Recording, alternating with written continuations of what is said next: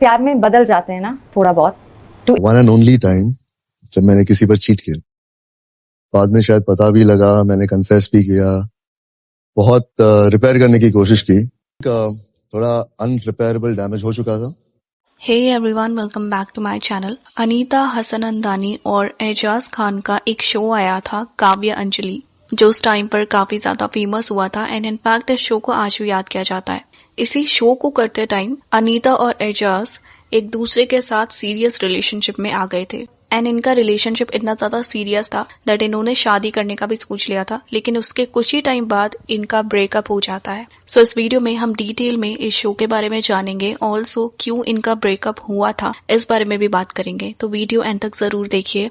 अनीता का acting debut हुआ था 1998 में एक टेलीविजन सीरीज इधर उधर से एंड एजाज खान ने अपना फिल्म डेब्यू किया था 1999 में। सो जब 2005 में काव्य अंजलि वाला शो बन रहा था, उस समय तक अनीता ऑलरेडी एक सक्सेसफुल एक्टर बन चुकी थी एंड एजाज काफी सारे शोज में काम कर रहे थे। काव्य अंजलि एकता कपूर की कई सीरीज शो में से एक है एंड इससे काफी सारी एक्सपेक्टेशंस की गई थी, क्योंकि दो फेमस बॉलीवुड एक्ट्रेस का डेब्यू होने वाला था टीवी पर। एक थी अमृता सिंह और दूसरी थी विद्या सिन्हा। इसके प्रीमियर पर ना बहुत पैसा खर्च किया गया था, प्रमोशन से लेकर हर चीज बेस्ट थी। ना इसमें मेन लीड में रखा गया था रक्षक साहनी को, और ये ना उस समय असिस्टेंट डायरेक्टर का काम करते थे। तो काव्य अंजलि के डायरेक्टर ने इनको कहीं पर देख लिया था और फिर वहां पर इनको कन्विंस किया ऑडिशन देने के लिए, लेकिन रक्षक अपनी जॉब से खुश थे और एक्टिंग में इंटरेस्टेड नहीं थे, इसीलिए उन्होंने पहले डायरेक्टर को मना कर दिया। बट बाद में ना डायरेक्टर ने किसी तरीके से कन्विंस करके उनको ऑडिशन के लिए बुला लिया और फिर यहाँ पर लीड रोल रक्षक को मिल जाता है। बट आपने नोटिस किया होगा कुछ एपिसोड्स के बाद ही यहाँ पर एजाज खान आ जाते हैं। ऐसा इसलिए हुआ था क्योंकि एकता कपूर ना रक्षक की एक्टिंग से खुश नहीं थी एंड उनके अकॉर्डिंग रक्षक काव्य के रोल को फेयरली प्ले नहीं कर रहे थे, इसीलिए उन्होंने रक्षक को रिप्लेस कर दिया। और फिर यहाँ पर सिलेक्शन होता है एजाज खान का। उस टाइम पर एजाज खान कहीं तो होगा वाले शो में काम कर रहे थे। एजाज उस शो को क्विट करते हैं और उसके बाद काव्य अंजलि में लीड रोल प्ले करने के लिए आते हैं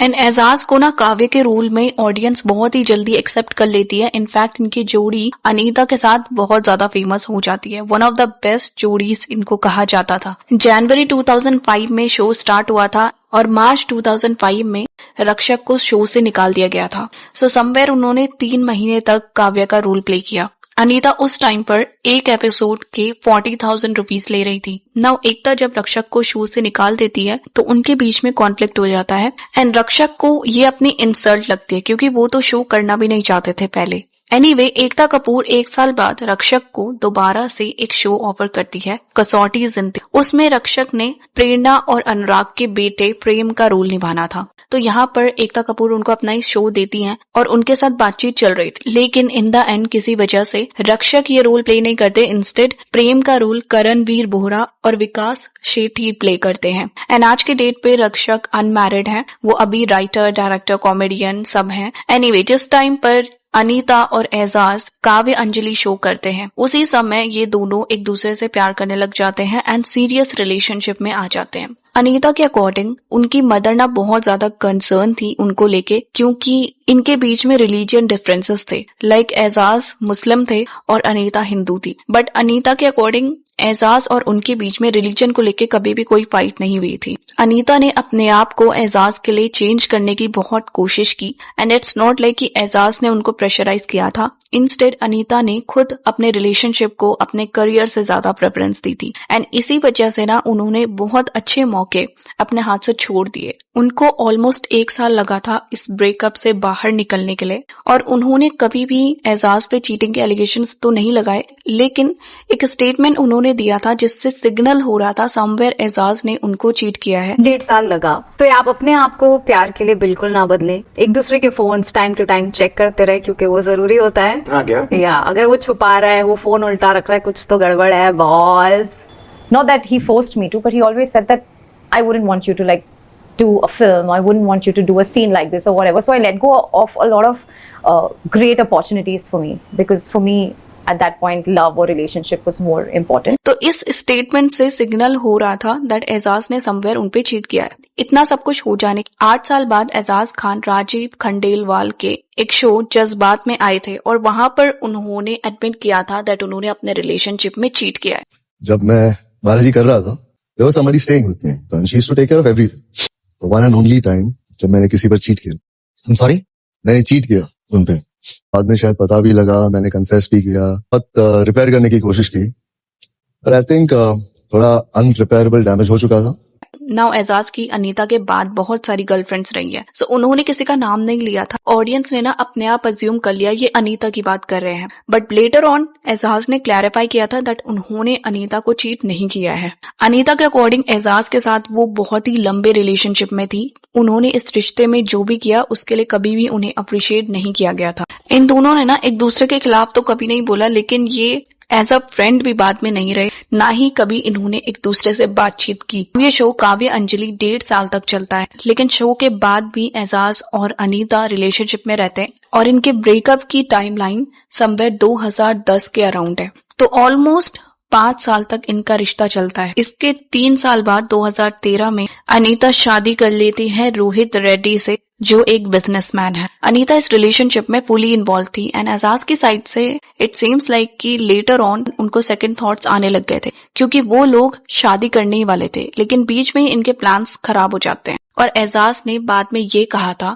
जो भी उनके लाइफ में प्रॉब्लम आई है वो उनके चाइल्डहुड मेमोरीज की वजह से है। If you don't know, Ajaz Khan जब 3 साल के थे तो उनके पेरेंट्स अलग हो गए थे, तो वो बेसिकली अपने फादर के साथ और भाई के साथ मुंबई में रहते थे और उनकी मदर उनकी बहन के साथ हैदराबाद में रहती थी। जिस टाइम पर उनकी मदर की डेथ हुई थी उनको बताया नहीं गया था दैट उनकी मदर की डेथ हो गई है, और ऑल्सो उनको ये भी नहीं पता था उनकी बहन भी है। जब उनकी बहन 13 साल की हो जाती है तब जाकर उनको पता चलता है उनकी बहन भी एग्जिस्ट करती है। एज अ चाइल्ड उनको मोलेस्ट किया गया था, वो डिप्रेशन में चले गए थे, बाद में उन्होंने थेरेपी भी लिया था। तो ये बहुत सारी चीजें हैं जो उनके बचपन में हुई थी जिसने उनके बिहेवियर को आगे इफेक्ट किया।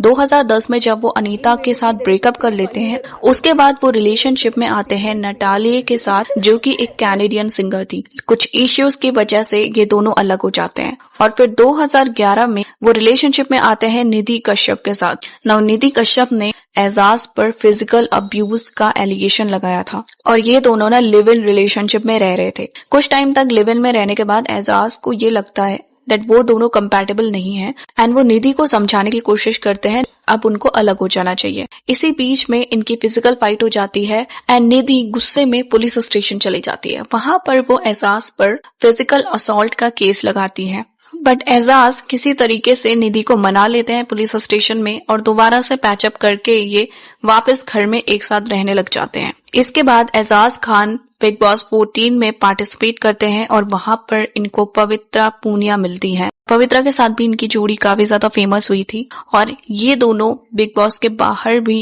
एक कपल के तौर पे रह रहे थे। बाद में दोनों एंगेजमेंट कर लेते हैं, लेकिन इनकी भी एंगेजमेंट टूट जाती है। अगर मर्द दबाता ही जा रहा है तो then he is a narcissist. Try किया फिर नहीं हुआ। सो एजाज खान अभी भी अनमैरिड है, उन्होंने शादी नहीं की है एंड वही अनीता हैप्पीली मैरिड है रोहित रेड्डी के साथ। अनीता भी अपने करियर के स्टार्टिंग में डिप्रेशन में थी जब उनको काम नहीं मिल रहा था। इसके बाद उनको एकता कपूर मिलती है एंड एकता और अनीता आज भी बहुत अच्छे फ्रेंड्स हैं।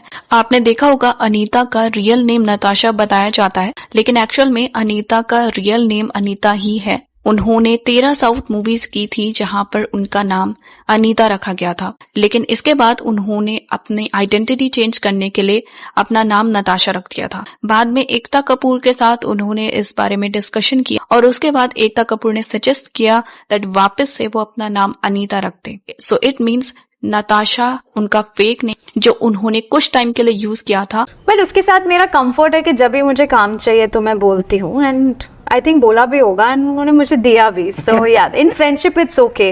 आई मीन पीपल से nepo kids. I mean if you know your family and your friends won't help you out in life, then who will? I mean, if my father was a producer, obviously I'll tell him पहले मुझे लेकर film बनाओ ना, मैं थोड़ी बोलूंगी कि आप एक न्यूकमर को लो। I started going because she goes. Tirupati Balaji में faith I also have the faith today because she has, and I've also seen the miracles that have happened in my life, and they've done so much for me. Like मैं एक second नहीं सोचूंगी to do anything for them. सो क्या आप लोगों ने काव्य Anjali show देखा था? एंड अगर देखा है तो आपको कैसा लगा, इस बारे में कमेंट सेक्शन में जरूर बताइए। वीडियो अच्छा लगे तो लाइक शेयर कीजिए, चैनल को सब्सक्राइब कीजिए। Thanks for watching.